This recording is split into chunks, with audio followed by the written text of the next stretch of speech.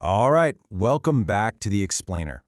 I'm speaking to you today as a pretty weary historian pulling some deeply buried records straight out of the Black Archive. We're diving into a genuinely fascinating and, honestly, almost entirely overlooked chapter of history. We usually hear about the grand sagas of empires, the blazing swords, the booming decrees of high kings. But today, we're documenting the quiet, inevitable collapse of royal authority. We're looking at how the absolute lowest clerks, the road keepers, and the scribes actually dismantled the highest demonic authority. Not with magic, not with massive battles, but with bureaucracy, delayed paperwork, and sheer logistical friction.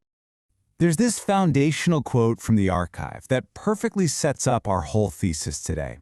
It goes, "The great names may declare the conflict, but the lesser hands decide what the conflict can become." We tend to think power just flows top down, right? That empires are run by the grand declarations of kings. But the reality is that a war of thrones literally cannot move without the keepers of roads, records, wounds, towers, and tools. The kings might declare the war, sure, but it's the laborers who physically execute those commands. They decide what the conflict actually looks like on the ground. Okay, here is our index for today's archival tour. We'll be going through 1. The illusion of royal command, 2. Logistics and supply road control, 3. The tactical power of delay, 4. Redefining loyalty through language, 5. The Black Archive of Hypocrisy, and finally, 6. The weight of the crown. Let's jump right into part 1, the illusion of royal command. So, following the division of the Dominion, high-rank demons, guys like Bael, Paimon, Belial, they honestly believed they had just carved up the world between them. They sat around counting kings, princes, and great dukes, basically assuming that majesty alone moved armies. Bael even had this thing he called the doctrine of the first name, and he held on to it like a polished blade that only reflected himself. But we really need to contrast their pompous grandeur against the gritty, annoying reality of logistics. Because the truth is, a single delayed stamp by a totally lowly clerk can halt an entire crusade. The high ranks had the grandeur, absolutely. But the lower ranks, they had the function. Just look at this primary document. The royal fracture actually started in a completely mundane way. It wasn't some dramatic shout from a throne that stalled the war. It was centuries, smiths, and messengers quietly asking, wait, who actually authorized this march? It's a smith deciding to count every single weapon twice, or a messenger deciding which truth needed to arrive first. The elite leaders completely forgot about the hands that opened the gates, carried the orders, buried the witnesses, and repaired the bridges. Moving into part 2, logistics and supply road control. Take a look at Bathin here. Bathin basically gathered up the road keepers, the exiled guides, and the beast handlers. Now, the high kings were all demanding totally different things. Bael demanded direct passage, Paimon requested safe passage, and Belial was throwing money around for secret passage. But Bathin answered all of them with the exact same grim reality. Roads remember who bleeds upon them. From that moment on, no royal banner could move an inch without bargaining with the folks who actually knew the map beneath the map. It comes down to this really simple, undeniable historical maxim. Command has feet. Kings love to speak as if command just travels by sheer majesty, but it doesn't fly by magic.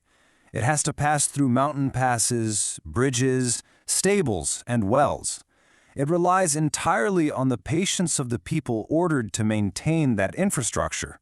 So no, the road keepers didn't command the armies, but they absolutely decided whether an army arrived tired, late, lost, divided, or maybe just a little too well-informed to obey blindly. All right, Section 3, the tactical power of delay. So Halphas and Malphas really understood structures and the storage of force. When Bael demanded reinforced gates, Halphas asked a genuinely dangerous question. Who exactly is going to be trapped inside if the orders change? When Belial asked for private armories, Malphas turned around and requested public inventories. They exposed this completely humiliating truth to the Grand Kings. Delay is a massive form of power.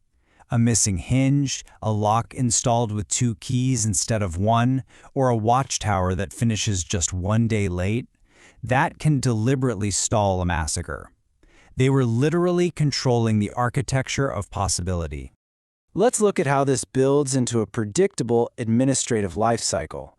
Speaking as an archivist, it is endlessly fascinating to watch a massive, high-level decree get systematically torn apart by this exact sequence of friction. First, the king issues the order, all wrapped in majestic fury. Step 2, a scribe has to translate it. Step 3, a gatekeeper finds a super convenient reason to delay it. Step 4, a record keeper logs it in a public inventory, totally exposing the king's true intent. By the time we hit step 5, the execution of the order has been entirely altered to fit the moral or practical limits of the laborers themselves. It's brilliant. Which brings us to part 4, redefining loyalty through language. Bureaucracy isn't just physical structures and supply roads, right? It's fundamentally semantic. And the mid-level demons knew exactly how to weaponize definitions to trap their bosses. Ronove and his scribes literally rewrote the vocabulary of obedience. Belial used the word order as if it just meant himself. Belial used opportunity like perfume to cover up decay. But Ronove answered with absolute precision. Look at this definition. Allegiance is not worship. Service is not slavery. Rank is not an exemption from explanation. A command without an accountable purpose is merely decorated force. They turn these new legal definitions into literal armor against unlawful royal orders. Because, as it turns out, a correctly named injustice is incredibly hard to hide. This brilliantly illustrates how that semantic rebellion actually played out in the medical tense. Marbas and Buer compiled infirmary ledgers exactly like this one. They outright refused to let the war describe the wounded as just statistics. Instead, they recorded exactly how each wound was received. Take a look at the 3rd column there, actual moral cause. They weren't just writing down physical damage. They were logging if a soldier was hurt by battle, or by a false order, by treachery, or by prideful punishment. They took the records of casualties and weaponized them to loudly critique the hypocrisy of the kings. They were silently asking, if these crowns are so magnificent, why do so many people need repairing after obeying them? Moving on to Section 5, the Black Archive of Hypocrisy. All of these quiet subversions, the annotated infirmary ledgers, the altered records, they were meticulously logged. They were compiled by Raum and Andromalius right in the very repository we are touring today. This is the Black Archive of the War of Crowns. Raum knew the smell of stolen treasure, and Andromalius knew the shape of thieves way before they started calling themselves strategists. When Bael complained that the archive was disrespectful to his sovereign dignity, Andromalius dropped this chillingly accurate response. He said that a dignity which fears evidence has already confessed. This historical record is basically the ultimate proof of systemic failure in elite hierarchies. I mean, just look at this list of evidence contained in the archive.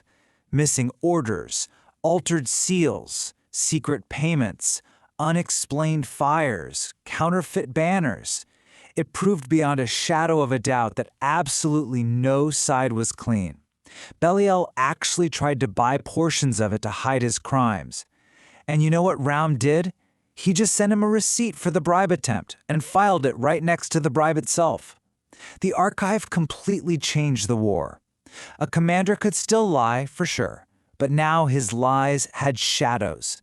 Any grand royal victory was always going to arrive carrying a meticulous receipt of its true corrupt cost. Finally, Section 6, the weight of the crown. Ultimately, this whole systemic archival resistance, this massive, tangled web of logistical delays and weaponized paperwork, it brought the highest elites to a really profound, exhausting realization. The first king, Bael, finally felt the crushing weight of the crown. Why? Because his orders stopped being blindly obeyed. And honestly, worse than that, they didn't just come back rejected. A rejected order is just defiance. You can punish defiance. No, his orders started returning executed, but legally, practically, and morally amended by the workers. He'd order a gate sealed. It was guarded, but left unsealed for refugees. He'd order messengers detained. They were questioned, but with neutral scribes present. He realized that obedience had learned interpretation. He just couldn't pretend that power moved on its own anymore. So as we close the doors to the archive today, I want to leave you with this question. We look at the decay of grand empires, and we obsess over the kings, the presidents, the generals, but does power ever truly reside in the grand title? Or does it inevitably, undeniably belong to the mundane foundations beneath it? The laborers, the clerks, the medics, and the road keepers who actually make the world move. Keep that in mind the next time you hear a leader declare a grand vision, and just wonder, who is actually holding the pen?